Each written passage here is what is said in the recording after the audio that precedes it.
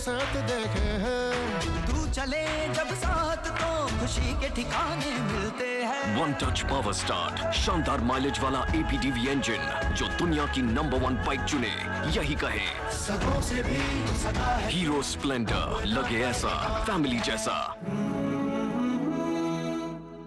B town की हलचल, latest scandal, stars की सेटिंग,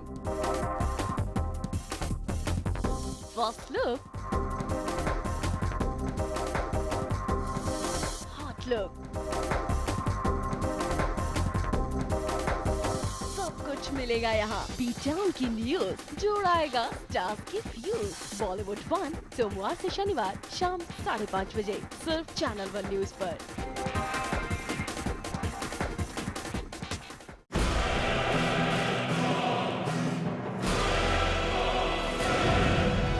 राजनीति के बदलते चेहरे,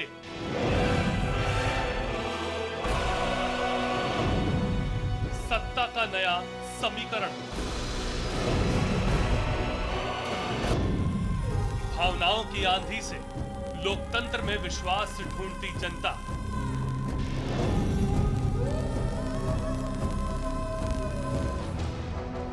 खबर की असल हकीकत पर जिम्मेदारी के साथ हर खबर है यहाँ खास, क्योंकि हर खबर पर है हमारी पैनी नजर। हम हैं चैनल 1 न्यूज, खबरों का 1 नंबर चैनल। ऐसा घर आपने नहीं देखा होगा, संभाल के पोछा मारा अभी। आइए, ओ भाई साहब ये देखिए हॉल, ये देखिए चिल्ड्रंस रूम, देखिए कितना बड़ा है। आपके बच्चे खेलते खेलते थक जाएंगे।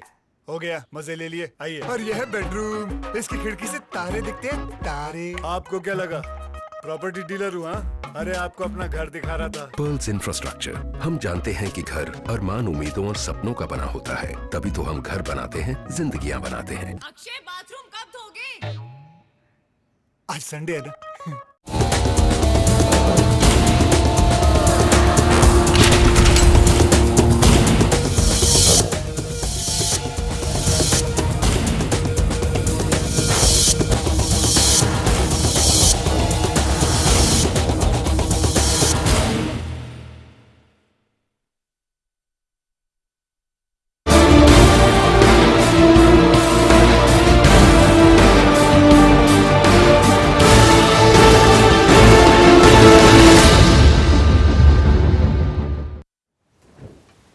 नमस्कार, प्राइमेट में आपका स्वागत है। आपके साथ मैं हूं सिद्धार्थ। दिल्ली में सांप्रदायिकता के खिलाफ गैर कांग्रेसी गैर बीजेपी सम्मेलन ने चुनाव से पहले तीसरे मोर्चे की सुगबुगाहट को एक बार फिर तेज कर दिया है। लेफ्ट के बुलाए सम्मेलन में मुलायम सिंह, नीतीश समेत 14 क्षेत्रीय पार्टियों ने मंच साझा किया। इस राजनीतिक घटनाक्रम को नरेंद्र मोदी के लिए एक झटका माना जा रहा है, उनके खिलाफ भी माना जा रहा है। नीतीश और मुलायम की ये फुसफुसाहट कुछ इशारा कर रही है। इशारा चुनाव की तैयारियों पर हांडी चढ़ाने की, इशारा सांप्रदायिकता का खौफ दिखाकर जनता के नब्ज टटोलने की, इशारा कांग्रेस और बीजेपी के इतर एक ऐसा मोर्चा तैयार करने की जो देश की गद्दी पर कब्जा जमाने में कामयाब हो। दिल्ली के तालकटोरा स्टेडियम में लेफ्ट की छतरी के नीचे नीतीश, मुलायम समेत 14 पार्टियों के नेताओं ने मिलकर मंच साझा किया और बारी बारी से सभी दलों के नेताओं ने अपना संबोधन दिया। कल भी हमारी पार्टी का सम्मेलन था राजगीर में, वहां हमने कहा कि जान की बाजी लगा दें लेकिन सांप्रदायिक सद्भाव बिगड़ने न दें। आज 17 पार्टी के हम सब लोग संकल्प लें कि हम जान की बाजी लगा देंगे लेकिन सांप्रदायिक सद्भाव बिगड़ने नहीं देंगे। जो भी इसके लिए कुर्बानी चाहे जान देनी पड़े हम देंगे। ये संकल्प होना चाहिए, मजबूती होगी तो एक तो होने नहीं देना। सांप्रदायिकता के खिलाफ 1987 से लेकर के लगातार समाजवादी पार्टी को लड़ना पड़ रहा है उत्तर प्रदेश से अकेले, क्योंकि बाकी मैं कहना चाहता हूँ उत्तर प्रदेश में जितना भी जो लगाने वाली है ताकत उनको नेता नाबूद करने का प्रयास समाजवादी पार्टी करती रहेगी, करेंगे। दुनिया में सबसे ऊंचा एक ऐसी मूर्ति मूर्ति बनाई जा रही है, मगर जिन्होंने इस मूर्ति का वहां पर अनावरण किया, बुनियाद डाली, उनको मैं याद दिलाता हूं, बनाओ मूर्ति वहां सरदार सरोवर में, ताकि दुनिया याद करे कि सरदार पटेल ने कहा था और आरएसएस को बैन किया था। सरदार पटेल ने कहा था कि तुम लोग नफरत फैलाने वाले हो और इससे तुमको बैन किया जाना चाहिए। न कांग्रेस पर हमला, न बीजेपी पर वार, नेता कोई भी रहा, मंच से एक ही बात दोहराई गई, सांप्रदायिकता के खिलाफ एकजुट होकर आगे बढ़ने का आह्वान और संकल्प लिया गया। लेफ्ट की बिछाई बिसात में मोदी पर सीधा हमला तो नहीं बोला गया और न ही अगले चुनाव के लिए तीसरे मोर्चे का ऐलान किया गया, लेकिन जिस तरह से सांप्रदायिकता के खिलाफ एक मंच पर 17 राजनीतिक पार्टियों ने शिरकत की, उससे एक धुंधली तस्वीर साफ नजर आ रही है।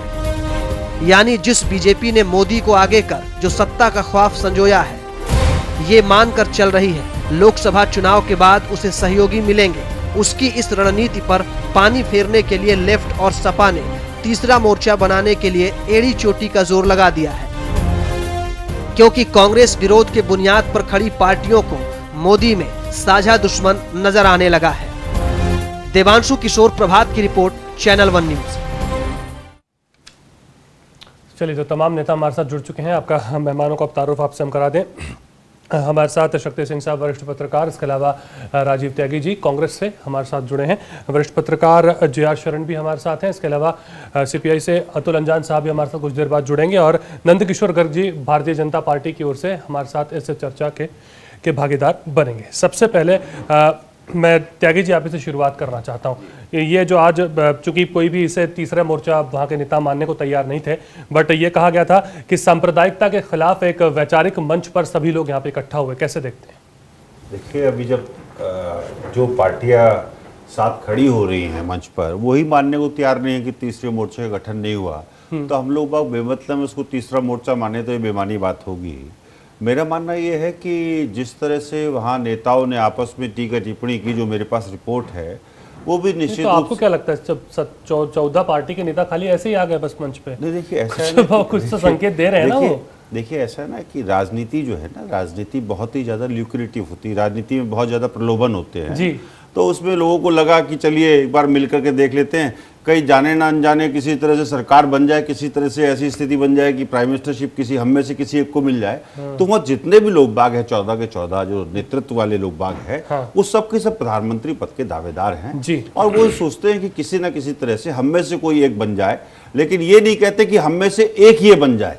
तो ये एक बड़ा चिंता का विषय है। तो मुझे नहीं लगता कि तीसरे मोर्चे जैसी बात अभी कहीं देश में है, मुझे नहीं लगता। इससे संकेत क्या लगता है कि सिर्फ नरेंद्र मोदी के खिलाफ यहाँ पर ये एक तरह से लोग एकजुट हुए? बात जो ऐसे बातें आ रही हैं, बात मैं हिटलर की नहीं करूंगा, बात सिर्फ भारतीय जनता पार्टी की करूंगा। भारतीय जनता पार्टी जो है, भारतीय जनता पार्टी के विरुद्ध कांग्रेस पार्टी पूरे देश में सांप्रदायिकता के विरोध में अलग जगाए हुए है, अनादि काल से जगाए हुए। जब से कांग्रेस की स्थापना हुई 1885 से लेकर के आज तक सांप्रदायिकता के विरोध में कांग्रेस हमेशा रही है। हम लोग बिल्कुल सांप्रदायिकता के सबसे बड़े अलंबरदार हैं। आपको तो नहीं बुलाया यहाँ पर, कोई बात नहीं, क्या फर्क पड़ता है। लेकिन देखिए, हमारे नेता जरूर डीपी त्रिपाठी जी पहुंचे जरूर थे वहां पे। देखिए ऐसा है कि हमारे बिना जी हिंदुस्तान में सांप्रदायिकता का विरोध बेमानी है। अच्छा, हमारे बिना। अच्छा, ठीक है, मैं स्पष्ट कह रहा हूं इस बात को, हमारे बिना सांप्रदायिकता का विरोध बेमानी है। कांग्रेस पार्टी का निश्चित मानना है कि कांग्रेस पार्टी कभी भी जातीय विद्वेष और सांप्रदायिक विद्वेष की बात नहीं करेगी। कांग्रेस पार्टी सबको साथ लेकर चलने में विश्वास करती है। कांग्रेस पार्टी ये मानती है कि कांग्रेस पार्टी का निश्चित मानना है कि कांग्रेस देश एक ऐसा गुलदस्ता है जिसमें सभी जाति, सभी धर्म के लोग बाग रहते हैं, और उस गुलदस्ते की महक जभी तक बढ़िया है जब सभी लोग बाग अपने अपने तरीके से एक दूसरे का सम्मान करते हुए देश को आगे ले आने की बात करें और देश को आगे ले आने के कार्य करें। ठीक है, शक्ति जी कैसे आप देखते हैं इसको? आज जो एक तरह से एक मंच पर सभी साझा सभी लोग वहाँ पर आए, तमाम दलों के नेता, इसको कैसे देखा जाए? जैसे कि राजीव जी ने ये बात कही कि जब भी सांप्रदायिकता की बात आती है तो चूंकि कांग्रेस हमेशा से आगे रही है उस बात को साबित करने में कि वो सांप्रदायिकता के खिलाफ है, इस मंच को कैसे देखते? देखिए ऐसा है, राजनीति का दूसरा नाम संभावना होती है जी, और राजनीति में हर समय संभावनाएं होती हैं, और भारतीय राजनीति के अंदर जो राजनीतिक दल हैं वो अपनी संभावनाओं को तलाश रहे हैं। पिछले 10 वर्ष में तीसरे मोर्चे का कोई अस्तित्व नहीं रहा, ठीक है। उससे पहले 90 के दशक में उनकी भूमिका रही भारतीय राजनीति में, और जो भी भूमिका रही वो देश की जनता ने देखा, और देश की जनता के सामने उन्होंने जो उनका कार्यकाल रहा या कार्यक्रम रहे या क्रियाकलाप रहा, उससे देश की जनता अवगत है, ठीक है। मेरा यह मानना है कि वो अपने लिए अवसर की तलाश कर रहे हैं, लेकिन उस अवसर का आधार क्या होगा ये अभी देखने वाली बात होगी, ठीक है। आज इन्होंने एक क्या कहते हैं, जैसे एक मंच पर आकर एक संकेत दिया कि फिर से हम एकजुट होकर और एक सेकुलर फोर्स बनाने की कोशिश कर रहे हैं, लेकिन अब ये देखना है कि जनता उस पर कितना विश्वास करती है, क्योंकि जो पुराने अनुभव हैं देश की जनता के। आप भी मानते हैं इसे तीसरा मोर्चा ना माना जाए? नहीं, ये शुरुआत है, उस दिशा में पहली कदम है, लेकिन अब उसमें अभी तो नींव रखी जानी बाकी है, जल्दबाजी है कुछ भी, अभी इमारत खड़ी होनी बाकी है, क्योंकि देखिए मैंने कहा संभावनाओं की तलाश में लोग लगे हैं, लेकिन जब महत्वाकांक्षाएं आती हैं, जब 14-17 जो भी पार्टियों का समावेश है या प्लेटफॉर्म या कॉम्बिनेशन है, और वो उसमें सभी के सभी राजनीतिक दल के जो अगुआ हैं वो प्रधानमंत्री के दावेदार हैं, तो ऐसी स्थिति में फिर ये कितनी देर तक ये कॉम्बिनेशन चल पाएगा, या आगे इसके क्या कार्यक्रम होंगे, या कितनी मजबूती के साथ ये अपने सेकुलरिज्म के जो आह्वान है उसको देश की जनता तक पहुंचा पाते हैं, और सबसे बड़ी चीज कि इनका क्या कॉमन मिनिमम प्रोग्राम है, और कितनी एकजुटता के साथ ये अपने आप को बनाए रखते हैं, ये देखने वाली बात है। जी चलिए, अतुल अंजान साहब भी हमारे साथ जुड़ चुके हैं। अतुल जी, यहाँ पे हमारे साथ कांग्रेस के भी प्रवक्ता बैठे हैं, उनका साफ तौर पर कहना है कि कांग्रेस के बिना सांप्रदायिकता का विरोध जो है वो बेमानी है, इसको कैसे देखते हैं आप? और आज जो आप लोगों ने वहां पर एक मंच पे आप सब लोग इकट्ठा हुए, क्या मैसेज वहां से निकल करके आया?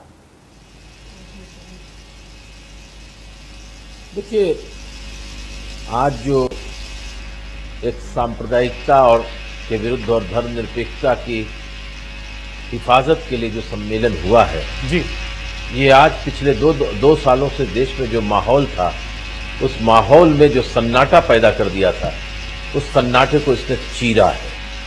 लोगों के अंदर एक विश्वास की नई भावना है। जो लोग हताश निराश हो गए थे कांग्रेस की आर्थिक नीतियों से, कांग्रेस की विदेश नीति से, कांग्रेस की आंतरिक नीति से, स्वयं कांग्रेस के नेताओं के बयानों से, और दूसरी तरफ एक और परेशानी हो गई कि कांग्रेस भी अब सांप्रदायिकता का कार्ड खेलने लग गई। एक बड़ी घनघोर निराशा देश के बहुत बड़े हिस्से में है, और उसकी सफाई देने की अब जरूरत इसलिए नहीं है कि उसके सबसे प्रबुद्ध नेता और उसके सबसे बड़े सिपह सालार और नेहरू गांधी खानदान के जो अभी जिनको भविष्य का नेता बताया जा रहा है, उन्होंने 4 लाइनों में बात साफ कह दी। अब उसका कांग्रेसी लोग स्पष्टीकरण देने, उनका कहने का मन ये था, उनका कहने का मतलब ये था। कहने का मतलब कुछ नहीं है, सीधी बात कि देश के अंदर सतवंत सिंह और बेअंत सिंह ने जो किया उसका गुस्सा मेरे मन में आज तक था, और जिस तरह का भाषा और जिस तरह के अंदाज से उन्होंने ये कहा, राख के नीचे से एक चिंगारी को निकालकर एक शोला बनाने की कोशिश उन्होंने की, और फिर उसके बाद उन्होंने जिस तरीके का वक्तव्य दिया मुजफ्फरनगर के संबंध में, जिन परिवारों के लोग मारे गए उनके नौजवानों को का संपर्क पाकिस्तान की इंटेलिजेंस एजेंसी से हो गया और वो उनको रोक रहे हैं। जी, एक नए प्रकार की सांप्रदायिकता थी। और दूसरी तरफ जो नरेंद्र मोदी जी कुत्ते का पिल्ला से लेकर के और सेकुलर बुर्का तक का प्रयोग करके, शब्दों का प्रयोग करके अल्पसंख्यकों को डराने की राजनीति पैदा कर रहे हैं, उससे देश के अंदर एक हताशा का वातावरण है, और उसको तोड़ने का काम इन 14 पार्टियों ने किया जी। और जो लोग ये कह रहे हैं कि वो 14 पार्टियां हैं, एक रह पाएगी कि नहीं रह पाएगी, 18 पार्टी कांग्रेस की यूपीए में थी और 24 पार्टियां थी एनडीए में, और 24 में से रह गए एनडीए के पास 3, बीजेपी, अकाली दल और शिवसेना, और कांग्रेस की यूपीए में रह गए 2, कांग्रेस पार्टी और एनसीपी। तो लिहाजा 14 लोग जब आए, 2 मुख्यमंत्री बड़े राज्यों के, 35 करोड़ 40 करोड़ की आबादी वाले 2 राज्यों के मुख्यमंत्री आ गए, 2 भूतपूर्व मुख्यमंत्री आ गए, और दूसरी पार्टियों के लोग आ रहे हैं जो सेकुलरिज्म की हिफाजत के लिए आ रहे हैं, क्योंकि कांग्रेस पार्टी सेकुलरिज्म की हिफाजत करने में असफल साबित हुई है, इसलिए अब ये मोर्चा तो वामपंथी दलों को उठाना ही पड़ा है, भारतीय कम्युनिस्ट पार्टी सहित मार्क्सवादी कम्युनिस्ट। मैं आपके पास फिर लौटूंगा। शरण साहब, कैसे आप देख रहे हैं जो अतुल रंजन जी बात कह रहे हैं और जो बातें लगातार त्यागी जी ने भी कही, उसको कैसे देखते हैं? देखिए, मैं तो सीधा ये सोचता हूँ कि कांग्रेस पार्टी को किसी ने ठेका नहीं दे रखा है कि वो सांप्रदायिक ताकतों के खिलाफ लड़ने का ठेका मिल गया हो। ये हम पूरे भारतवासियों का है। और थर्ड फ्रंट क्यों नहीं? आपने क्या किया है पिछले 5 सालों में? भुखमरी आपने दी है इस देश को, आपने इस देश में सद्भावना तोड़ा है, आप कमर तोड़ महंगाई लाए हैं, आप घोटाला ला रहे हैं। तो ये तो कांग्रेस पार्टी का इस 5 सालों में यूपीए 2 का बहुत बड़ा रिपोर्ट कार्ड जो बनता है, वो देख के जनता कैसे इनको वोट दे और किस तरह वो जो गांव में कहावत आती है, कबूतर बिल्ली को देख के आंख मोड़ लेता और कहता है कि मैं विजय हूंगा ही, उसी तरह कांग्रेसी कहते हैं कि विजय पताका तो हम लेके लहराएंगे। ये कहां से ख्वाब देख रहे हैं, मेरे समझ में नहीं आती। और दूसरा, जो बीजेपी और कांग्रेस दोनों का जो तालमेल है वो जनता को समझना चाहिए, क्योंकि इनका इकोनॉमिक पॉलिसी एक है, इनका फॉरेन पॉलिसी एक है, दोनों की कमांड दूसरों के हाथ में, आगे कोई और रहता है मुखौटा और पीछे से लगाम कोई और खींचता है। कांग्रेस में 10 जनपद से खींची जाती है तो बीजेपी का आरएसएस के हेडक्वार्टर से खींची जाती है। तो ये सब मुखौटा कम से कम थर्ड फ्रंट में नहीं है। और घर के अंदर अगर लड़ाई है तो उसको कभी भी किसी ने नहीं कहा कि आज मुझे प्रधानमंत्री बनना है। और अगर थर्ड फ्रंट आती है, और ऐसा कभी नहीं हुआ है, अगर कांग्रेस को उखाड़ फेंकने का काम किया है तो इसी थर्ड फ्रंट ने, इसी जयप्रकाश नारायण के मूवमेंट के बाद 77 में पहली बार मोरारजी देसाई प्राइम मिनिस्टर बने थे जी। या इवन जब कम्युनिस्ट यूपीए के साथ थे, कांग्रेस का साथ देके पहले यूपीए 1 की सरकार बनी, तो उस समय जब लगाम कम्युनिस्टों के हाथ में थी तब भी होश में थे कांग्रेसी। लेकिन यूपीए 2 में जब वो नहीं रहे इनके साथ तो इन्होंने होश खो दिया और देश को they have taken it for a ride. ठीक है, अब शक्ति जी आप कुछ कह रहे थे बीच में। मेरा ये कहना है कि देखिए, थर्ड फ्रंट या एक तीसरे विकल्प की जगह भारतीय राजनीति में बनी हुई है, लेकिन उस वैक्यूम को कौन लोग पूरा करेंगे और उनकी क्रेडिबिलिटी क्या होगी। मैं अतुल जी से एक प्रश्न छोटा सा करना चाहता हूं कि आज नीतीश कुमार 17 साल बीजेपी के साथ रहने के बाद जब इनके मंच पे आ जाते हैं तो वो सेकुलर हो जाते हैं। ठीक है, मुलायम सिंह जी का पूरा परिवार राजनीति में है तो वो लोकतांत्रिक हो जाते हैं। तो ये क्रेडिबिलिटी लेके फिर वही प्लेटफॉर्म पे चीजों को लेकर आ रहे हैं, तो ये क्या नया विकल्प देंगे, इस पर अभी देश की जनता बहुत स्पष्ट नहीं। जी अतुल जी। देखिए, मैं उन प्रश्नों की तरफ जिनकी तरफ अभी इशारा किया गया शक्ति जी की तरफ से, उस पर इतना ही कहना चाहता हूं कि इस पूरे तीसरे मोर्चे को एक बात याद रखिएगा, कांग्रेस पार्टी बीजेपी कौन ज्यादा बड़ी सीटें पाएगी, कौन 130 पाएगी, कौन 140 पाएगी, यही तो झगड़ा है। लेकिन उसके बाद अगर तीसरी बड़ी कोई ताकत आज भी पार्लियामेंट में है और कल भी रहेगी 2014 में, तो वह देश की सबसे मजबूत और वैचारिक रूप से आप उससे सहमत हो या असहमत हो, वो रहेगी कम्युनिस्टों का मोर्चा। आज भी 28 सदस्य लोकसभा में है, तो इस चुनाव के बाद भी वो तीसरी बड़ी शक्ति होंगे।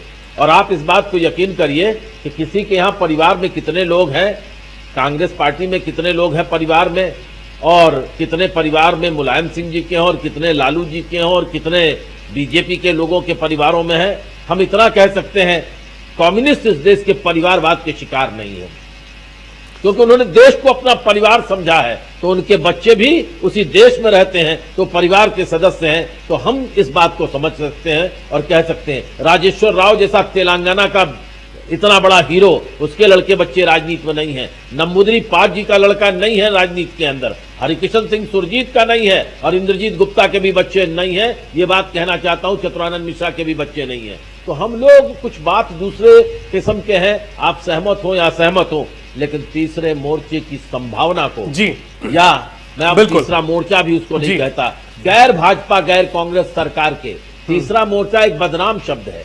गैर भाजपा गैर कांग्रेस सरकार देश में आती दिखाई दे रही है। आज के इस सम्मेलन से, गो कि ये सांप्रदायिकता के खिलाफ सम्मेलन था, लेकिन जिन 14 पार्टियों ने आकर के इसके अंदर रजामंदी दी है, भले वो उनका कुछ 17 साल तक साथ था। अब इंदिरा गांधी तो भिंडरवाले के साथ भी जनसभा कर रही थी ना, इंदिरा गांधी भी भिंडरवाले के साथ जनसभा कर रही थी।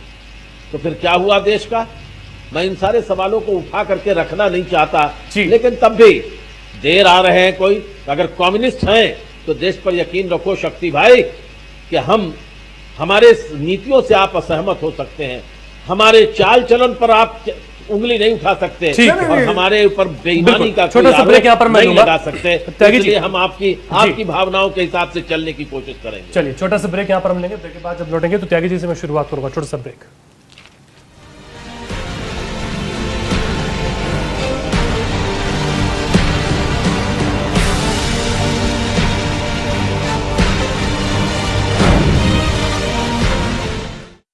₹1 नहीं है बॉस।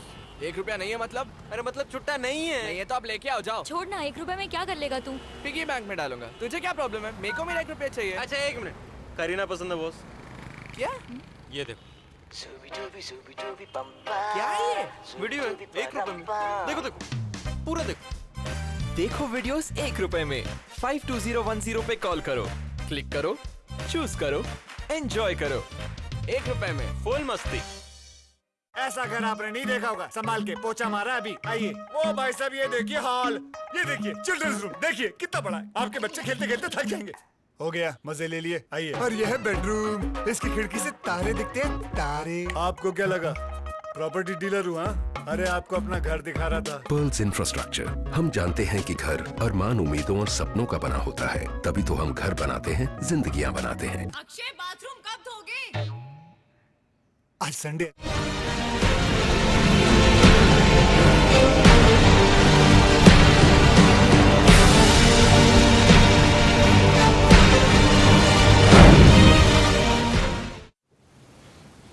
स्वागत है आपका। ब्रेक के बाद हमारे संवाददाता आशिफ इकबाल ने कांग्रेस के नेता राज बब्बर से जरा खास मुलाकात की, देखिए जरा। एनसीपी वहां गई थी, तमाम चीजें हैं, आप लोग के साथ सरकार में है, आप लोग के साथ हर कदम के कदम मिलाकर चल रहे हैं। वो इस वक्त की जरूरत थी नहीं, इसमें मुझे लगता है कि देखिए वो अपनी एक पार्टी है, उनके जो वरिष्ठ नेता जो हैं, बड़े नेता जो हैं, हमारे यूपीए सरकार के बहुत सम्मानित मंत्री हैं और उनका बहुत सम्मान है, बहुत सीनियर हैं, और उनका हमारे साथ जो यूपीए के साथ में जो गठबंधन है या कांग्रेस के साथ में जो गठबंधन है वो महाराष्ट्र में है और केंद्र में।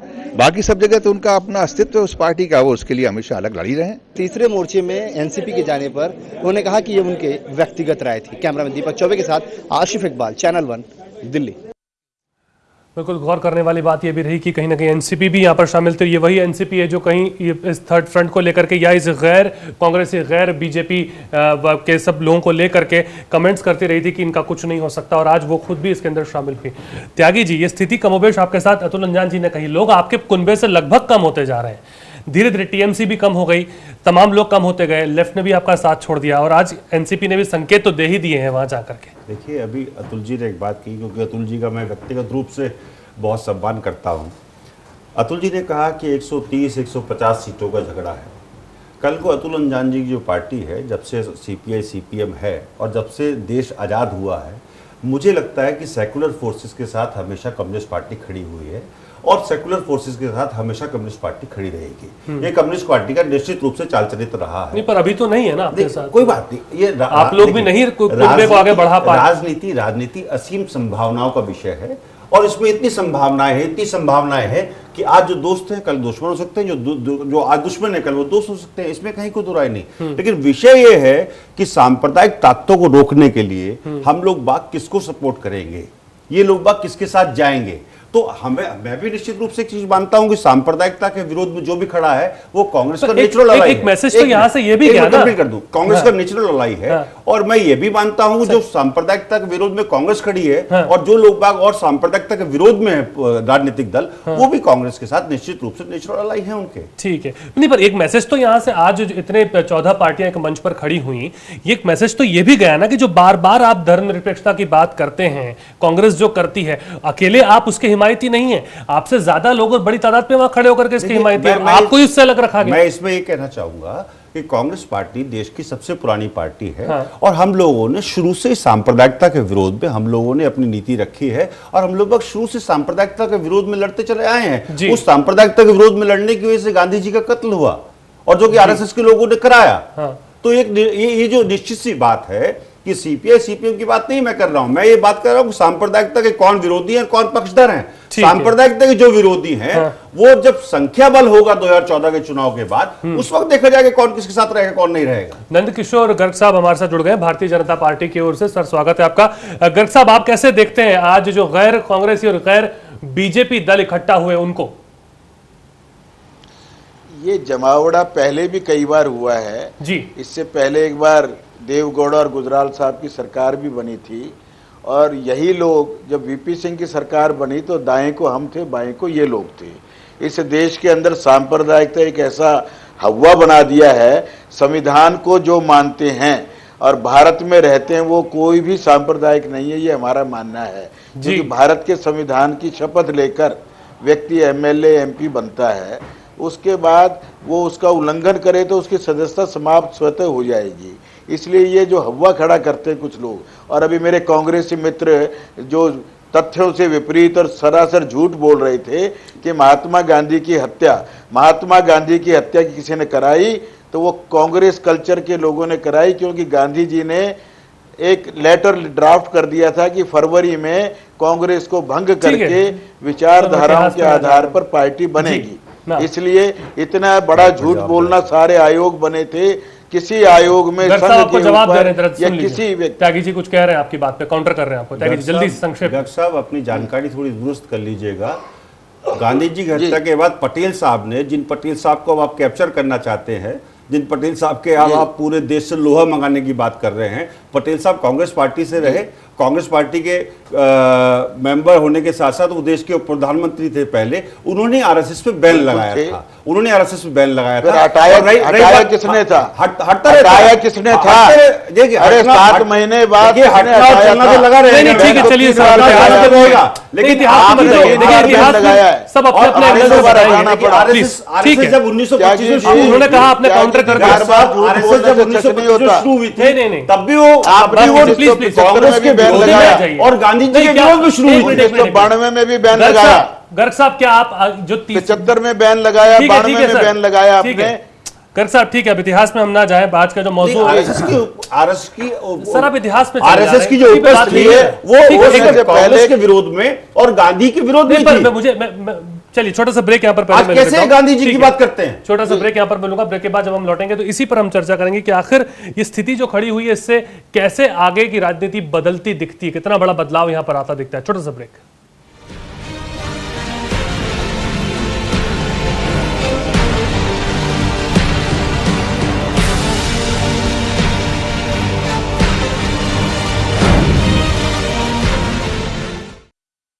इक्कीसवीं सदी बनेगी हिंदुस्तान के गौरव की सदी, जब आजाद भारत के शिल्पकार सरदार पटेल की महानता को विश्व के सामने उजागर किया जाएगा। 21वीं सदी की शुरुआत में हिंदुस्तान में निर्माण होने जा रहा है एकता, अखंडता और सम्मान के एक ऐतिहासिक प्रतीक का। न्यूयॉर्क के स्टैच्यू ऑफ लिबर्टी से दुगना, रियो डी जानेरो के क्राइस्ट द रिडीमर से 5 गुना और विश्व का सबसे बड़ा स्मारक स्टैच्यू ऑफ यूनिटी, विश्व की सबसे ऊंची प्रतिमा, जिसका शिलान्यास करेंगे गुजरात के मुख्यमंत्री श्री नरेंद्र मोदी 31 अक्टूबर 2013 सरदार की जन्म जयंती के अवसर पर। सरदार साहब का एक विश्व का सबसे बड़ा ऊंचा स्मारक बने और इस स्मारक को बनाने में आप भी हिस्सा लें। सरदार ने देश को एक बनाया था, हम उसे श्रेष्ठ बनाएंगे। एक भारत श्रेष्ठ भारत। ऐसा घर आपने नहीं देखा होगा, संभाल के पोछा मारा अभी। आइए वो भाई साहब ये देखिए हॉल, ये देखिए चिल्ड्रंस रूम, देखिए कितना बड़ा है। आपके बच्चे खेलते खेलते थक जाएंगे।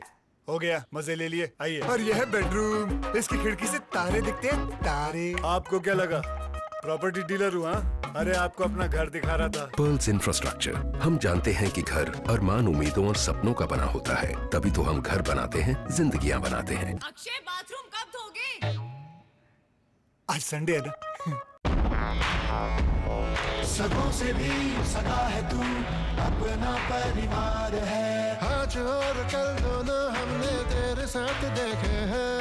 तू चले जब साथ तो खुशी के ठिकाने मिलते हैं। वन टच पावर स्टार्ट, शानदार माइलेज वाला APDV इंजन जो दुनिया की नंबर 1 बाइक चुने, यही कहे सदों से भी सदा है। हीरो स्प्लेंडर, लगे ऐसा फैमिली जैसा।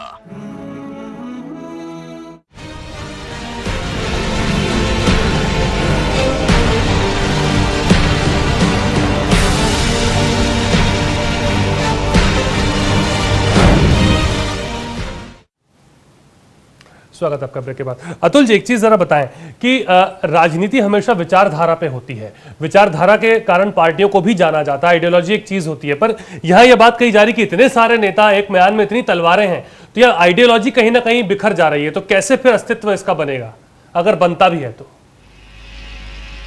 अब देखिए, आइडियोलॉजी पर, विचार पर अगर कोई पार्टी चल रही है तो वामपंथी दल चल रहे हैं, बाकी तो सब विचारों को लेते और छोड़ते चले जाते हैं जी। और विचारों का घालमेल भी आप देखिए। मुझे बड़ा दुख हुआ, बहुत दुख के साथ मुझे आपसे कहना पड़ रहा है कि पटना में नरेंद्र मोदी जी ने जो तकरीर दी और जिस तरह से उन्होंने अपने ज्ञान का प्रदर्शन किया, और प्रधानमंत्री पद के बीजेपी के उम्मीदवार हैं, मुझे मेरे व्यक्तिगत वो मित्र हैं, मैं जानता हूँ उनको बहुत, लेकिन ये भी उनको नहीं पता कि सिकंदर गंगा तक आ गया, ये भी उनको नहीं पता कि तक्षशिला जो है हिंदुस्तान में नहीं है। ठीक है जी। क्या है वो, क्या हो गया? और ये भी झूठ, ये भी गलत बोल गए कि नहीं रुकिए, पटेल जी के अंतिम संस्कार में जवाहरलाल नेहरू नहीं गए थे ये, और आप जवाहरलाल और पटेल जी की आप दुनिया की सबसे ऊंची मूर्ति लगा रहे हैं, आप उसके बारे में जानते नहीं हैं। और आप बता रहे हैं, कुछ लोग ये बता रहे हैं कि साहब वो वही अकेले दुनिया में ऐसे हैं जो चाय बेच करके प्रधानमंत्री पद के उम्मीदवार हुए हैं। जूता गाड़ता था क्रुश्चेव, जो सोवियत संघ का प्रधानमंत्री बना और संयुक्त राष्ट्र संघ में 12-15 साल तक जिसका डगडगा दुनिया के अंदर बचा, अमेरिका जिससे कांपता था, तो वो तो जूता बनाता था, खुद जूता गांठता था। तो ऐसा नहीं कि देश दुनिया में बहुत सारे परिवर्तन होते हैं, लेकिन मैं आपसे कहूँ कि विचारों का तालमेल, बगैर विचार के नहीं चलती है पार्टियां। विचार विहीन लोग किसी देश को कहीं लेकर नहीं पहुंचते। अफसोस मेरा यही है कि कांग्रेस पार्टी में इंदिरा गांधी के समय एक विचार था, Congress forum for socialist action था, उसके अंदर क्या समझदार, क्या बड़े बड़े सोच के नेता थे और क्या समझदारी की बात थे। क्या कांग्रेस पार्टी का अखबार निकलता था और उस निकलवार और कई मैगजीन्स और कई पैम्फलेट्स निकलते थे, माता दीन भगेरिया की कलम से कांग्रेस का मुखपत्र निकलता था, हम लोग पढ़ते थे। कहाँ चला गया वो खेल, वो सब चला गया, अब तो कुछ नहीं है, कहीं क्या है। जी त्यागी जी काउंटर कर रहे हैं। प्रधानता जब दो प्रमुख दलों में नहीं हो रहा है, काउंटर करने की इसमें जरूरत नहीं है। काउंटर नहीं कर रहा हूं, काउंटर नहीं कर रहा हूं अतुल जी, मैं काउंटर नहीं कर रहा हूं। मैं तो सिर्फ इतना कह रहा हूं, मैं सिर्फ इतना कह रहा हूं कि ये देखने की जरूरत है, सभी पार्टियों में विचारों के अपने जो विचार हैं उस पर नीचे कार्यकर्ताओं को पढ़ाने लिखाने की, तैयार करने की जरूरत है, तभी लोकतांत्रिक मूल और जनतांत्रिक का विकास होगा।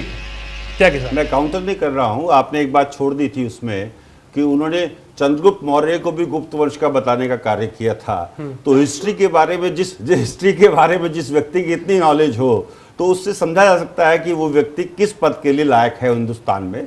जिस व्यक्ति को हिंदुस्तान का इतिहास पता ना हो, जिस व्यक्ति को हिंदुस्तान की कल्चर पता ना हो, जिस व्यक्ति को हिंदुस्तान की रवायत पता ना हो, तो वो व्यक्ति किस तरह से हिंदुस्तान के पीएम पद का कैंडिडेट हो सकता है। दूसरी चीज जो मैं कहना चाहूंगा, जो आप आज सांप्रदायिकता की बात कर रहे हैं, आज सांप्रदायिकता से भी बड़ा शब्द फांसीवाद है।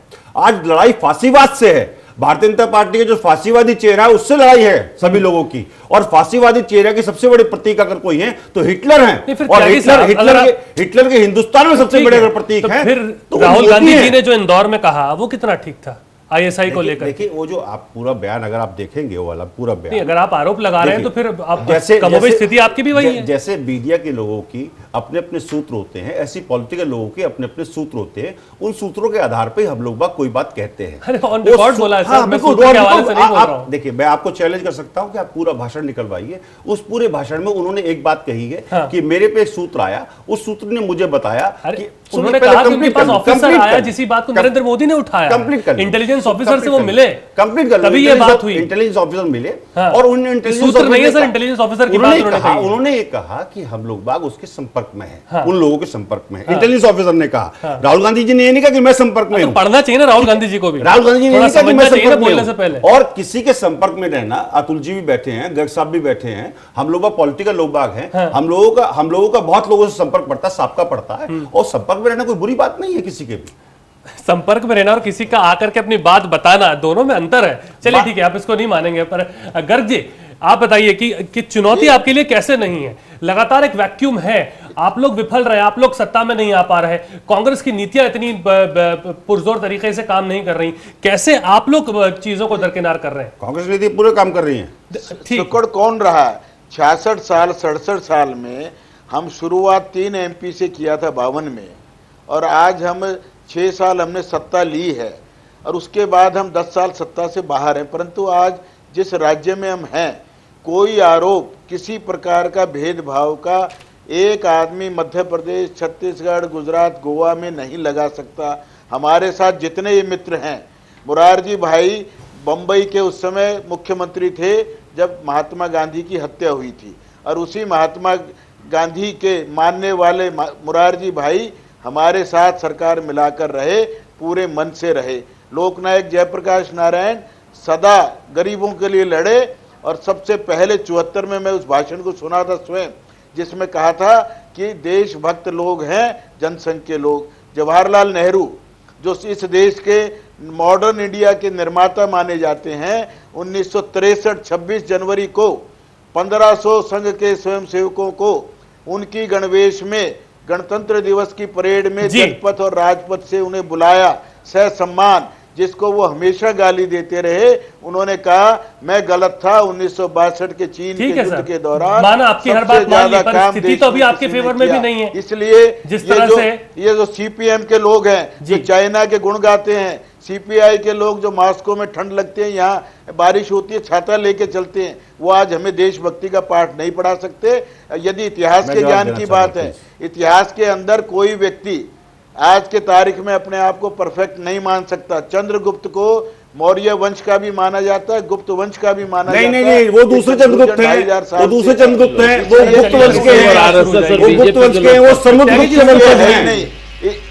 जी, वो समुद्रगुप्त के वंशज हैं, जो सो काल वो समुद्रगुप्त के वंशज हैं, वो दूसरे चंद्रगुप्त हैं। देश ने देखी है भाई, ये मुलायम सिंह हो, नीतीश कुमार हो, हमारे साथ हो तो ये सेकुलर, और किसी दूसरे से साथ हो जाए तो ये सेकुलर हर आदमी है इस देश में, जातिवादी लगभग हर आदमी है, परंतु हिंदू से बड़ा सेकुलर कोई नहीं। आरएसएस पे एक जवाब देना चाहूंगा, क्योंकि आरएसएस ही सबसे ज्यादा सांप्रदायिक ध्रुवीकरण करती है देश में। आरएसएस ने आजादी के बाद आजादी के बाद लगातार 35 वर्ष तक देश के झंडे को फहराने का काम नहीं किया था, देश के झंडे का सम्मान करने का काम नहीं किया था। क्यों नहीं किया था? गर्ग साहब उस पर बेहतर रोशनी डाल सकते हैं। क्यों नहीं किया था? आज जो दूसरी बात जब आरएसएस गठन हुआ 26 जनवरी 1930 को द्वितीय सरसंघचालक थे, गोलवलकर जी जातीय विद्वेष की बात करते थे, जातीय सुप्रीमेसी की बात करते थे। सर इतिहास में 26 जनवरी 1930 को और सब स्पष्टीकरण डॉक्टर हेडगेवार ने शाखाओं पर तिरंगा लहराया था। आपके पास मैं फिर आऊंगा।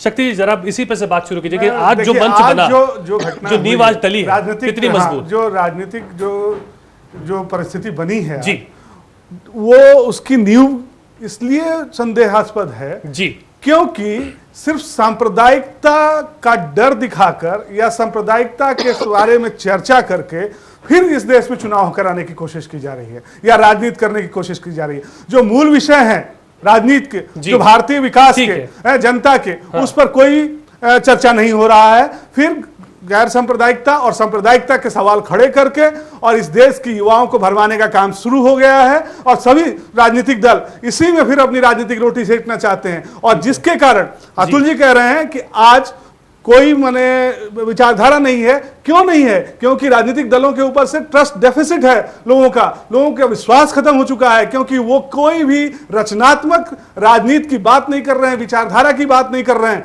हैं?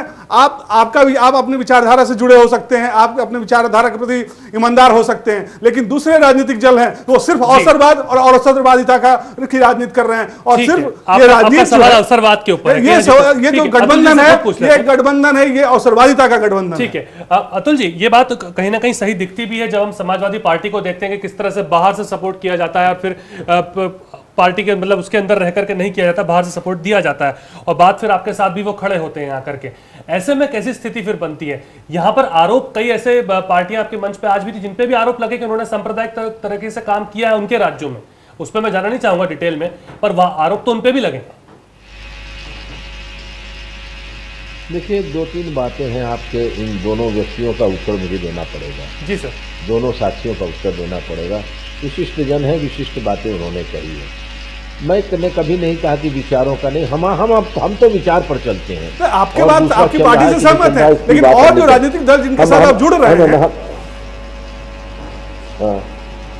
जुड़ तो हम रहे हैं ना। कांग्रेस तो बड़ी सिद्धांतवादी पार्टी है ना। किसके साथ जुड़े? उनके साथ भी आप रहे हैं। आपने खरीदा बेचा? उनके साथ नहीं, हम किनके साथ रहे हैं? हम तो रहे हैं ना। हम सरकार में मंत्री बने नहीं है भाई साहब। नहीं, हम मंत्री नहीं बने, हम बाहर से समर्थन करते। नहीं, हम इंदिरा जी के साथ रहे हैं और हम गुण दोष के आधार पर रहे हैं और हम बाहर से रहे, सरकार के अंदर नहीं रहे। आप अपनी राजनीतिक सोच को सुधार लीजिए और अपनी समझदारी को आप हमारे साथ रहे हैं। पंजाब में आप हमारे साथ रहे हैं, जनसंघ और सीपीआई। किस मंत्रिमंडल में रहे? 67 में। बिहार में आप हमारे साथ रहे हैं। अरे 67 में जब बने थे ना, अरे 67 से तब राजनीति के अंदर गुणात्मक परिवर्तन हो गए। 67 में तो आपने मार दिया उपाध्याय को, आपने तो मार दिया। नहीं, उसकी चर्चा मत करो साहब, आप बड़े सिद्धांतवादी मत बनो। आप अभी नहीं, जस्ट मिनट रुकिए। अब आपने कह दिया तब मुझे कहना पड़ेगा कि क्या कर रहे थे आपके सिद्धांतवादी लोग। आपके मिनिस्टर थे ना, कर्नाटक में नंगी तस्वीरें देख रहे थे ना, विधानसभा के सत्र के अंदर लैपटॉप पर क्या देख रहे थे, क्या कर रहे थे आप? और आपको मैं पूछूं, आपका राघव जी जो मंत्री था, जो सीनियर मोस्ट 80 साल का मध्य प्रदेश का 10 साल जिसका रिकॉर्ड है मंत्री का, उसने क्या किया? वो त्रिपुरा में एमएलए नोटों पे सो रहा है। त्रिपुरा में नोट पर सोया है। त्रिपुरा में नोट पर सोया पे सो रहा है। लेफ्टिस्ट नोट बिछा के सो रहा है। लेफ्टिस्ट त्रिपुरा में वो अतुल जी त्रिपुरा में नोट बिछा के सो रहा है। त्रिपुरा में वो नोट पर सोया था। होते रहेंगे। लेकिन आपका राघव जी किस पर सोया था? राघव जी किस पर सोया था? मेरा जानते हो सिद्धार्थ, राघव जी किस पर सोया है कि क्या यही राजनीति घूम रही है? क्या भारतीय राजनीति आपके अपने ही नेताओं की सीडी चला रखी है? नहीं, पर हमारी पार्टी में ऐसा नहीं होता। जरा अपनी पार्टी को विचार वाला बनाओ। चोर और बेईमानों को कहीं है पार्टी आपकी? बात बंद करिए, छोड़िए। चारों स्टेट में कहीं है? ठीक है गर्ग साहब, अरे हम देश में नहीं है कि हम राघव जी भी नहीं, हम राघव जी भी नहीं। आपकी पार्टी हम पार्टी रहे या न रहे नहीं। पर अतुल जी बड़ा मैं फिर मौजू पे आते हुए सुनिए, आपकी पार्टी को माइक्रोस्कोप लेके ढूंढ रहे लोग। नहीं, हम रहे या न रहे जी, नहीं, हम रहे या न रहे, लेकिन हम राघव जी का बाइस्कोप नहीं दिखा रहे हैं। हम राघव जी जो लेटे पड़े हैं, हम नोट पर लेटे पड़े हैं, और राघव जी आपके नेता आरएसएस और संघ के किस और मंत्री वित्त मंत्री किस पर लेटे दिया? तुरंत निकाल दिया। आप बात कर रहे हैं, आपके मध्य प्रदेश के अध्यक्ष यहाँ नहीं, मध्य प्रदेश के अध्यक्ष झा जी अभी भारतीय जनता पार्टी के कार्यों के चलते निकाले गए। हमसे चर्चा मत करवाइए, नहीं तो आपका दिखाने लायक नहीं रहेंगे। माफ कीजिएगा, आपके विचार इतने कलुषित हैं, आपके विचार इतने मध्य प्रदेश भाजपा के अध्यक्ष को पूरे नेतृत्व ने दिल्ली के भाजपा के कार्यालय से अप्राकृतिक कार्यों के चलते निकाला पार्टी से। अब मुझसे बात कर रहे हैं आप चर्चा करने के लिए। चलिए ठीक है, अब पकड़े गए जोशी जी, सारी चीज चल रही है। अतुल जी आपने बात रख ली, प्लीज चर्चा करें। मैं गुजारिश आपसे करूंगा, प्लीज आप क्योंकि आज एक बहुत बड़ा राजनीतिक घटनाक्रम घटा है, वो बहुत जरूरी है आपके लिए भी उस पर बात करना। मेरा आपसे ये कहना है कि आप लगातार हम बात कर रहे हैं, जैसे आपके साथ समाजवादी पार्टी है या फिर जेडीयू है, इन सब का अनुभव जो रहा है राजनीतिक गलियारों के अंदर, जैसे कांग्रेस के साथ में रहना समाजवादी पार्टी का कहीं ना कहीं प्रत्यक्ष अप्रत्यक्ष रूप से, और जेडीयू का जुड़ा रहना बीजेपी के साथ में, तो यहां पर भी आपको लगता नहीं है जो अनुभव इनसे आपको मिले वो खट्टे ही मिलेंगे, क्योंकि यहां पर भी ये कभी स्टेबल नहीं रह पाए, और चूंकि आपकी सिद्धांतवादी बात है। राजनीति में नहीं, भारतीय राजनीति में दिग्भ्रमितता की बड़ी स्थिति है। जी सर, अभी हमने शुरू किया है जी, लोग आ रहे हैं और लोग आएंगे, कॉमन मिनिमम प्रोग्राम भी बनाएंगे। ये कॉमन मिनिमम प्रोग्राम का शगुफा भी हमारा ही छोड़ा हुआ है, इससे पहले किसी ने कॉमन मिनिमम प्रोग्राम की बात नहीं की थी। हमने यूपीए 1 में जो है 8 सीएमपी के डॉक्यूमेंट को रिजेक्ट करके 7 को रिजेक्ट करके 8वां स्वीकार किया था जी। और उसमें सब चीज जुड़वाई थी, राइट टू इंफॉर्मेशन भी दिलवाया था, मनरेगा भी जोड़ा था, ये सब हुआ। चलिए ये प्रक्रिया है, अच्छी बात है कि कॉमन मिनिमम प्रोग्राम लोग बना रहे हैं और हम भी बनाएंगे, चर्चा करेंगे। देश के अंदर जो 2 फॉर्मेशन यूपी और एनडीए के थे जी, उन दोनों के अनुभव 10 सालों के 15 सालों के हैं देश के सामने। हम एक बार फिर प्रयास कर रहे हैं। 1996 में एक बात कह के अपनी बात में खत्म करूंगा जी। 1996 में हमने संयुक्त मोर्चा की सरकार बनाई थी देवेगौड़ा जी के नेतृत्व में। कम्युनिस्ट पार्टी के कॉमरेड इंद्रजीत गुप्ता और कॉमरेड चतुरानंद मिश्रा गृह मंत्री और कृषि मंत्री बने थे। उस सरकार की सबसे बड़ी उपलब्धि क्या थी जानते हैं आप? कि 9 साल से आतंकवादी और अलगाववादी लोग दुनिया में प्रचार कर रहे थे कि कश्मीर पर फौज ने भारत की कब्जा कर लिया और चुनाव नहीं हो रहे हैं। वाकई में चुनाव नहीं हुए थे, हम लोगों ने चुनाव करवाए वहां पर, और आज़ाद हिंद के बाद ये पहला अवसर था कि देश का प्रधानमंत्री जीप में कश्मीर की सड़कों पर बिना फोर्स के घूमा, लोगों ने स्वागत किया और 82% मतदान हुआ और बिना एक आदमी हत्या और गोली चले हुए वो चुनाव हुआ था। देश में ऐसे बहुत से पहली बार 90 रुपए क्विंटल गेहूं और धान के दाम बढ़ाए गए थे। कुछ काम हम लोगों ने किए थे। हमारे गर्ग साहब को अच्छा नहीं लगेगा, करीब 84,000 टाडा में लोग बंद थे बिना मतलब मुस्लिम नौजवान, उनमें 73,000 लोगों को छोड़ा गया था। एक नई बात शुरू हुई थी कानून और व्यवस्था की, नई बाला फिर एक बहस शुरू हो जाएगी। ठीक है शरण साहब, जल्दी से बात रखिए। गर्ग साहब आपके पास आ रहा हूं, बंद करने का मत करिए, गलती आप ठीक है, अपनी बात रखिए। देश के सम्मान में अगर कोई काम होता अच्छा तो अच्छा करो। देखिए तीसरा मोर्चा जो आप लोग कह रहे हैं, आज तो एक आप ये कहिए कि एक चिंगारी मारी गई है। हाँ, एक प्रयास है, एक प्रयास अभी शुरू भी नहीं हुआ है, एक अभी सब लोगों को बुला के बैठाया गया है। और ऐसे नेताओं का एक मंच पर आना जहां हम देखते हैं किस तरह से वो पॉलिटिक्स कर रहे हैं। नहीं, आप मुझे ये बताइए, जो कांग्रेस रूलिंग पार्टी है इस देश में, वो ऐसे सोशलिस्ट शुरू हुआ था। नेहरू जी एक सोशलिस्ट इकोनॉमी को इंडिया में लाए थे। आज आप एक कैपिटलिस्ट प्राइम मिनिस्टर के अंडर में हैं, तो वो जब इतने समरसॉल्ट मार सकते हैं तो ये तो नेता है, राजनीति करते हैं। राजनीति में दूसरा नाम ही है कि, बल्कि पॉलिटिशियंस के बारे में कहा जाता है कि they build bridges where there is no river, तो वो तो इनका फॉल्स प्रॉमिस होता ही है। लेकिन फिर भी आप देखिए, अगर 77 में सरकार बनी नॉन कांग्रेस की मोरारजी देसाई के अंडर में, कांग्रेस ने तोड़ा उस पार्टी को, चौधरी चरण सिंह को बनाया प्राइम मिनिस्टर। अभी के परिवेश में क्या? नहीं, हर बार कांग्रेस ने इस देश के साथ विश्वासघात किया है। तीनों बार जब थर्ड फ्रंट बनी है, it is the Congress party which has brought down the third. और अब लगता है कि ये फिर से जो है कि स्टेबल चीज यहाँ पे दिख रही है आपको, जो मंच पे है, हो सकता है बड़ी पॉसिबिलिटी इसको आप मानते हैं। जी जी ठीक है। गर्ग साहब एक बात बताइए, यहाँ पे लगातार ये बात कही जा रही है कि नरेंद्र मोदी के खिलाफ ये बातें हो रही है, नरेंद्र मोदी के खिलाफ एक मंच पर सब आ रहे हैं, क्या आप भी ऐसा मानते हैं? जी बिल्कुल ठीक लग रहा है मुझे कि यार भगवान ठीक कर रहा है कि सारे कौरव पक्ष एक तरफ हो जाएगा। नरेंद्र मोदी आज इस देश में एक आवाज बन के उभरे हैं विकास की, जो 125 करोड़ हिंदुस्तानियों की बात करने वाला एक ही व्यक्ति है, जो जातियों की बात नहीं करता, पूजा पद्धति की बात नहीं करता, जिसके लिए भारत प्रथम है, नेशन फर्स्ट है और बाकी सब चीज पीछे हैं। उस व्यक्ति का नाम नरेंद्र मोदी है, जिससे सब लोग डर के उसका भाषण, पटना के अंदर यदि कोई और व्यक्ति भाषण दे रहा होता, हजारों लोग भगदड़ में मरते। उसने समझदारी से बिना पैनिक खुद हुए, ना लोगों को पैनिक होने दिया। आज भी लाइव बम मिल रहे हैं और सब कुछ होने के बाद लोगों को एक ही अपील की कि अपने घरों में सकुशल घर जाएं, प्यार से जाएं, अमन चैन बनाए रखें। ये एक स्टेट्समैन का काम है जो नरेंद्र मोदी ने करके दिखाया। और नीतीश कुमार हंस रहे हैं इतिहास के 2-4 छोटी मोटी गलतियों के ऊपर। 12 बम छोटी गांधी मैदान के अंदर प्रधानमंत्री पद के कैंडिडेट की तरफ से इतनी छोटी मोटी गलतियां कहते हैं आप इसको?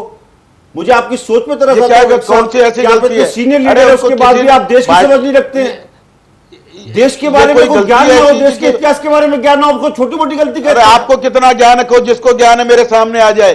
ज्ञान वाला तो 4 साल का आपके ज्ञान को भी अतुल अंजानी ने दुरुस्त करने का काम किया अभी।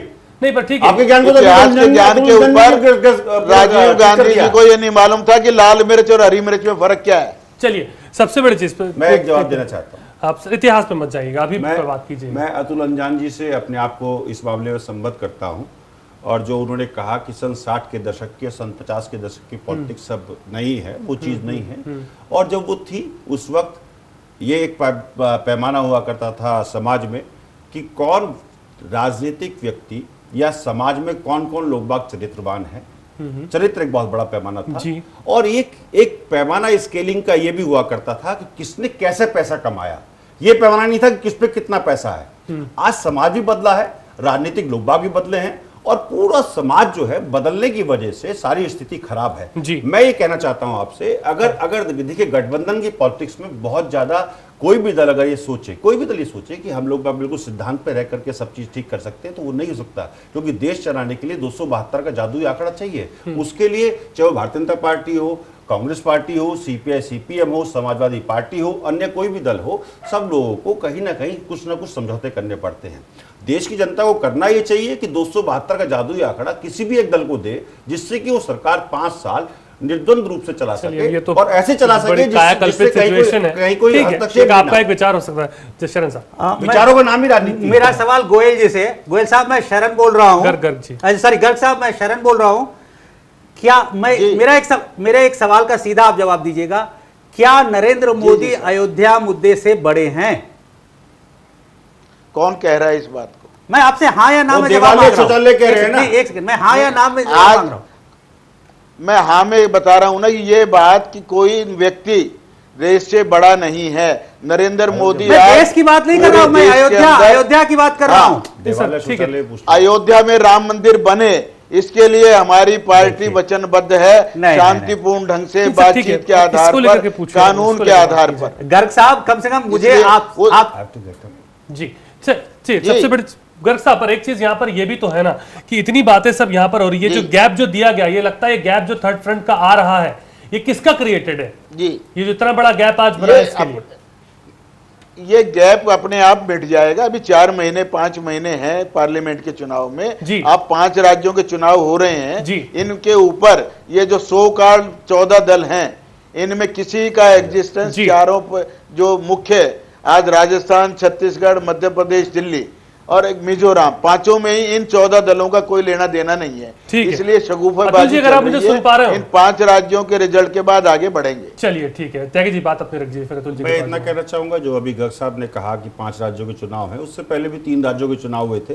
कर्नाटक में भी चुनाव हुए थे, हिमाचल में भी चुनाव हुए थे, उत्तराखंड में भी। आज विषय और आज विषय 5 राज्यों का मुकाबला कांग्रेस का। आने वाले समय में भी हम लोग निश्चित रूप से अपनी विजय पताका सब जगह फहराएंगे अतुल जी, क्योंकि हमारी नीतियां आम आदमियों के लिए नीतियां रही हैं। हमने आम आदमी को अधिकार देने का कार्य किया है, और उस अधिकार से निश्चित 8 दिसंबर देश की जनता रिजल्ट दे देगी। चलिए ठीक है, वो तो सामने आ ही जाएगा सर, समय तो बलवान है, वो तो सबको डेट पता है, आपने कौन नई बात बता दी। ठीक है अतुल जी, ज्यादा सांप्रदायिक कौन लगता है आपको? क्योंकि इस स्थिति में जो आपने कांग्रेस की बात भी कही है, क्या कांग्रेस ज्यादा सांप्रदायिक लगती है कि बीजेपी? मैं इतने महत्वपूर्ण विदूषकों के साथ जो राजनीति कम करते हैं और तोते से लोगों का भविष्य निकालने का बात कर रहे हैं, उनकी बात से क्या चर्चा करूं? इन तोतों से बात करूंगा जो लिफाफे से दूसरे के भविष्य को निकाल रहे हैं और अपनी पार्टी का भविष्य निकाल रहे हैं।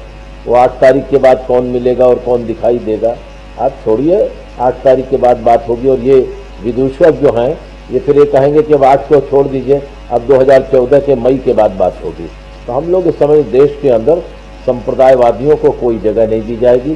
संप्रदायवादियों को और हिटलर और फांसीवादी प्रवृत्तियों को लोग खोद करके गाड़ देंगे, और जिनका ज्ञान कहीं नहीं है, अज्ञानता की आंधी में जो डूबे हैं, और जिनके आदर्श राघव जी हों, जिनके आदर्श जी के नायक हों, उन सब लोगों से भारत की राजनीति नहीं चलने वाली। मुस्कुरा बहुत रहे हैं, पर कहीं ना कहीं आप भी इसकी हमसे भी कहा गया जी की बात। उन्होंने जो हिटलर और फांसीवादी ताकतों के बारे में कहा है, सांप्रदायिक ताकतों के बारे में बीजेपी समझ ले इस बात को। और मैंने कहा ना, सांप्रदायिकता विषय नहीं है अब फांसीवाद विषय है। गैप आप ही का क्रिएटेड है, 9 साल में आप नहीं किसी को साथ रख पाए। और देश में फांसीवाद विषय है, और फांसीवादी ताकत अगर कोई है तो वो हिटलर है। और हिटलर को पूरे विश्व की हिस्ट्री ने बुरा माना है कि बुरा व्यक्ति था, और उसके प्रतीक आज हिंदुस्तान में अगर कोई है तो वो नरेंद्र मोदी हैं। इसलिए मैं बहस में हमेशा नरेंद्र मोदी को मोदी नहीं कहता हूं, हमेशा हिटलर कहता हूं। जब तक भारतीय जनता पार्टी अपना फांसीवादी चेहरा नहीं छोड़ेगी, हम जैसे लोग बाग उनको हिटलर कहना नहीं छोड़ेंगे। संक्षेप में सब अपनी बातें रख दें। गर्ग साहब अपनी बात आपके कहने से कोई किसी को, अरे आप फांसीवादी चेहरे की चर्चा मत कीजिए, अब राघव जी की चर्चा कीजिए। राघव जी की चर्चा कीजिए। फांसीवादी देखिए राघव जी, राघव जी भारतीय जनता पार्टी के सब चीजों का जवाब देने को राघव जी भारतीय जनता पार्टी और आरएसएस के सही प्रतीक हैं। आपका प्रतीक होंगे कोई, हमारा प्रतीक देश है, ये भारत माँ है जो इस देश राघव जी है, वो सभी भारत और माँ नहीं। राघव जी आपके एक आपने अकेला ठेका नहीं ले लिया है,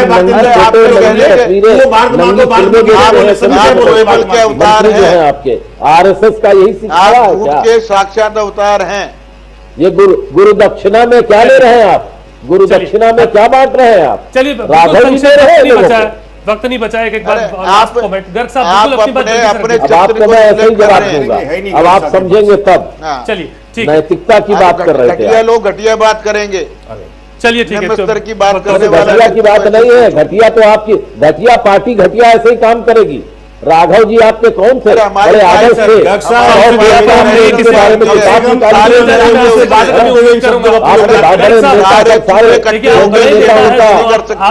भोपाल में मंथन करके शब्दों की गरिमा बनाए रखे, गरिमा बनाए रखे। अतुल जी से मैं गुजारिश आपसे आग्रह है। चलिए ठीक है, कुल मिला के यहाँ पर हम कुछ एक नतीजे पे पहुंचने की कोशिश लगातार हम कर रहे थे, वो हम नहीं पहुंच पा रहे, पर शक्ति जल्दी से अपनी आप बात रख दी। अब सुनिए रहे हम लोग जब से। देखिए, मैंने चर्चा के बीच में भी कहा कि जो मुख्य बिंदु है भारतीय राजनीति के, वो कहीं पीछे चले जा रहे हैं। हाँ। और ये जो राजनीतिक दलों का जो धर्मनिरपेक्षता और गैर धर्मनिरपेक्षता का जो उलझन है, हाँ। उसमें ही ये पार्टी, राजनीतिक पार्टियां लोगों को। दूसरी चीज एक चीज मैं और जानना चाहता हूं अतुल जी से कि क्या कांग्रेस से फिर वो हाथ मिला सकते हैं? एक समय अगर ऐसा आता है कि किसी भी दल को या किसी भी गठबंधन को एक बहुमत, क्लियर बहुमत नहीं मिलता है, तो क्या कांग्रेस के पास चले जाएंगे? क्योंकि वो नारा तो दे रहे हैं गैर भाजपा गैर कांग्रेस, लेकिन क्या वो कांग्रेस के पास भी चले जाएंगे? ये देश की जनता जानना चाहेगी। कांग्रेस कह रहे हैं, स्पष्ट है उसके अंदर। नहीं तो वो जानना चाहेंगे, स्पष्ट उनके मुंह से। अगर हम बता रहे हैं, हम आपसे कहें कि गैर भाजपा और गैर कांग्रेस मोर्चा अगर पूर्ण बहुमत नहीं पा पाएगा तो कांग्रेस का एक हिस्सा उसको समर्थन दे देगा। ये वैसी स्थिति होगी जैसे 1978 और 79 में इंदिरा गांधी के समय कांग्रेस पार्टी की हुई थी। चलिए ठीक है, और शरण जल्दी से बता। देखिए, सबसे बड़ी बात है कि इस देश का पूरा राजनीतिक वर्ग, जो आम आदमी का सवाल है, उस पर कोई बोलने को राजी नहीं। आज महंगाई पे कोई नहीं बोल रहा है, किसी के भी एजेंडे पे देखिए भ्रष्टाचार पे कोई नहीं बोल रहा है। मोदी जी के भाषण में कहीं आपको भ्रष्टाचार, कांग्रेस के भी, महंगाई, कांग्रेस, बीजेपी के या किसी भी पार्टी के महंगाई या घोटाला की बात नहीं हो रही है। आम जनता की बात तो कोई करने को राजी नहीं है, सब अपनी अपनी बात करते हैं। आम जनता की बात हम कर रहे हैं। ठीक है, लास्ट में ताकि जी अपनी बात रख दीजिए प्लीज। मैं सिर्फ इतना ही कहना चाहूंगा कि भारतीय जनता पार्टी के पास सिर्फ एक विजन डॉक्यूमेंट है कि वो सांप्रदायिकता का जहर घोल करके देश को तोड़ना चाहते हैं, देश के विकास को अवरुद्ध करना चाहते हैं। कांग्रेस पार्टी के पास एक विजन डॉक्यूमेंट है, और हम लोग विजन डॉक्यूमेंट लेकर, जो मैं एक बात बहुत स्पष्ट कह देना चाहता हूं कि जो गांव, गरीब, किसान, नौजवान के काम करेगा वही देश। ये पाकिस्तान बनवाने वाला दोषी। चलिए ठीक है, बहुत बहुत शुक्रिया आप सबका हमारे साथ जुड़ने के लिए, अपना कीमती वक्त देने के लिए। कुल मिला के आज हमने लगातार जानने की कोशिश की, हालांकि हम जान नहीं पाए, नतीजे पर नहीं निकल पाए, पर फिर भी कहीं ना कहीं कम आंकना भी गलत होगा, और वक्त तय करेगा आने वाले दिनों के अंदर कि क्या ये जो गैर भाजपा और गैर कांग्रेसी एक संगठन यहाँ पर खड़ा हुआ है और होगा आने वाले दिनों में, उसके अंदर कितने लोग और आ पाते हैं, क्या एक साथ आकर के एक राजनीतिक मंच को शेयर कर पाएंगे। आप देख रहे थे प्राइम 8, नमस्कार।